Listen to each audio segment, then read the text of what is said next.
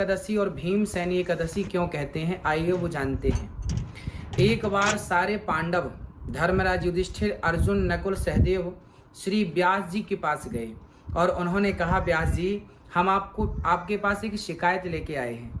व्यास जी ने कहा, कौन सी शिकायत? बोले, भीम की शिकायत लेकर आए हैं। क्या शिकायत है? बोले, ये भीम जो है ये एकादशी नहीं करता। तब व्यास जी ने भीम से कहा, भीम आप एकादशी क्यों नहीं करते? तब भीम ने कहा, क्या बताऊं भगवान, मुझे बहुत जोर की भूख लगती है और मैं बिना खाए रह नहीं सकता, सो मुझे एकादशी में कोई रुचि नहीं है। तब व्यास जी ने कहा कि यदि मानव का तन पाकर आपने एक भी एकादशी नहीं की तो ये समझिएगा कि आपके मानव तन यूं ही व्यर्थ चला गया। कम से कम एक एकादशी तो हमें करनी चाहिए। तो भीम जी ने कहा, फिर मैं कौन सी एकादशी करूं? तब उन्होंने कहा कि ज्येष्ठ मास की यह एकादशी जो निर्जला एकादशी के नाम से जानी जाती है, इस एकादशी को यदि आप कर लेंगे तो आपको संपूर्ण सारी एकादशी करने का फल प्राप्त हो जाएगा। फिर आप साल में इस एक एकादशी को कर लिया करें, अन्य एकादशी करने की फिर आपको जरूरत नहीं पड़ेगी।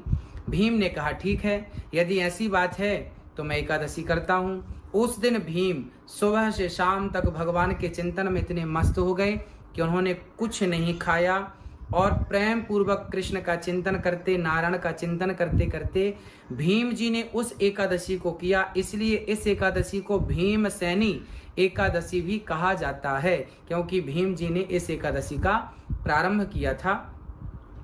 एकादशी हर महीने में 2 एकादशी होती हैं और हर एकादशी कल्याणकारी होती है। आप किसी भी एकादशी से अपना व्रत प्रारंभ कर सकते हैं और हर एकादशी में इतनी सामर्थ्यता है कि वो आपको मोक्ष दिला सकती है। मानव तन को प्राप्त करके व्रतों में सबसे श्रेष्ठ व्रत एकादशी का है।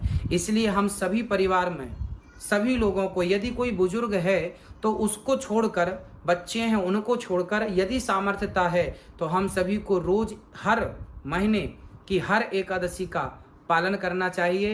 एकादशी के दिन सबसे पहले जल्दी उठ जाएं, स्नान करें, सूर्य भगवान को जल चढ़ाएं और प्रेम पूर्वक भगवान का चिंतन, लड्डू गोपाल जी को स्नान कराना, दूध से, दही से, घी से, शक्कर से, शहद से स्नान कराओ, पंचामृत से, बढ़िया उन्हें तुलसी का दल चढ़ाओ। एकादशी के दिन क्या करना है कि तुलसी पहले ही एकादशी के पहले, जैसे आज एकादशी है तो एक दिन पहले हमें तुलसी तोड़ लेनी चाहिए और तुलसी से एकादशी के दिन गोपाल जी का अभिषेक करना चाहिए। बढ़िया, कृष्णाय नमः, नारायणाय नमः, नारायणाय नमः, नारायणाय नमः।